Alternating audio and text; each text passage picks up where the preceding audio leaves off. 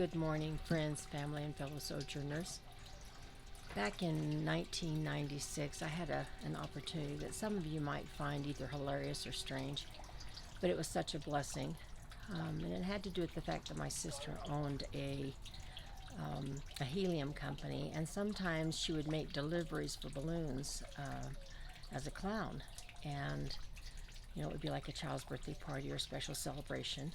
And that piqued my interest, and she asked me if I too wanted to be a clown. There goes Ruth.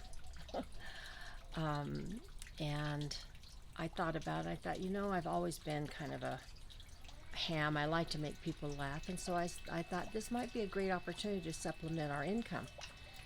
So I prayed about it and asked the Lord to give me wisdom as to what I would call myself and what my costume would look like, and what my face would look like. And so I dreamed that my costume would have watermelons on it, and I kind of got an outline of what my face would be. And my name was to be Annie Bell. Well, my middle name is Ann. My husband's been calling me Annie for years, so Annie Bell was a good transition for me. Then I looked up the definition for Annie Bell or Annabelle and found that it meant joy. I thought, well, what a perfect name for a clown. So then it came to pulling my things together, what kind of things I would use, face paints, make balloon animals, that kind of thing. And part of what my idea was is that I wanted to bring laughter into the lives of everyone that took part in what I had to offer. So I certainly, I was in talent shows in high school and and did everything I could to utilize my gifts, and so that came pretty easily to me. But there was one thing lacking. I wanted to arrive at children's birthday parties in an unusual way, and I prayed about it and thought, it would be great if I could get an unusual car.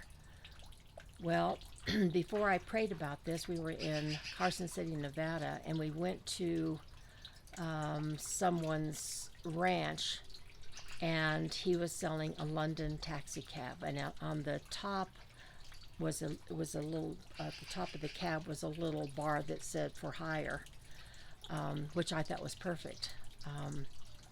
So I paid, I think, $1,500 for it, more than I could afford at the time, and then $500 to ship it back to Colorado Springs.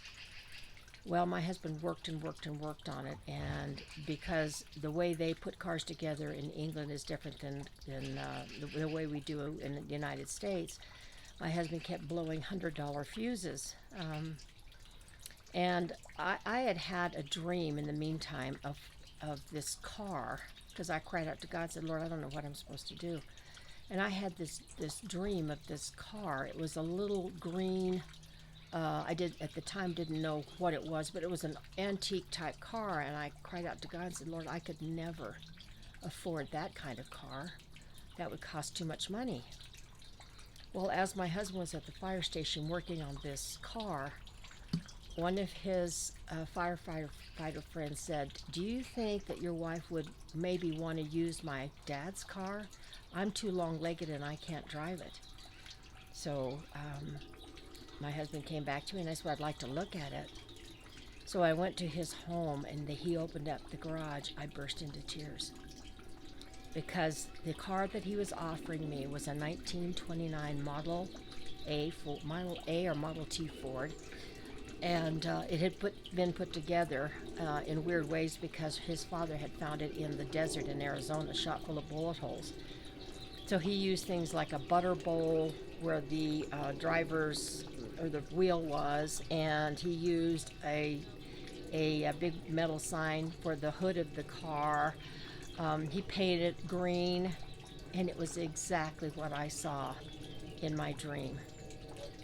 And so I did use it. I used it for years and years, and I was pretty well known because I would play circus music as I drove down the road towards the birthday house, and everybody knew to be outside, and they'd hear me coming, and then I'd step out of the car, and I'd do great big giant bubbles, and with the children in the background. I mean, I just had this whole system that I'd worked out.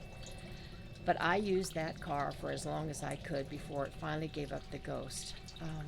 Literally, it just was giving me all kinds of problems. So that's the way God provided for me, and I think it's unusual. I loved being a clown.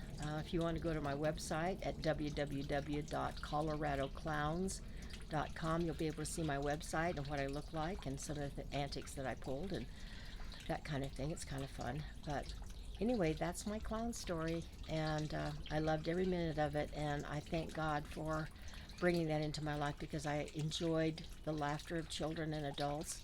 They so thoroughly enjoyed me and gave me all kinds of kudos, and I think at that time in my life I really needed that. So anyway, I hope you're having a blessed day. God bless you. Bye-bye.